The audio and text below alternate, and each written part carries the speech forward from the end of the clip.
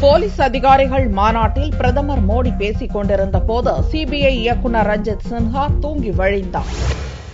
கவுஹாத்தியில் நடந்த போலீஸ் அதிகாரிகள் மாநாட்டில் சிபிஐ இயக்குநர் ரஞ்சித் சின்ஹாவும் கலந்து கொண்டார். பிரதமர் மோடி நாட்டின் பாதுகாப்பு குறித்தும் நாட்டை காப்பதில் போலீசாரின் பங்கு குறித்தும் தீவிரமாக பேசிக் கொண்டிருந்த போது ரஞ்சித் சின்ஹாவுக்கு போரடித்ததோ என்னவோ குட்டி தூக்கம் போட துவங்கிவிட்டார். மோடி பேச்சுக்கு போலீஸ் அதிகாரிகள் கைத்தட்டிய போது திடுக்கிட்டு விழித்த ரஞ்சித் சின்ஹா மறுபடியும் தூங்கி வழிய ஆரம்பித்தார்.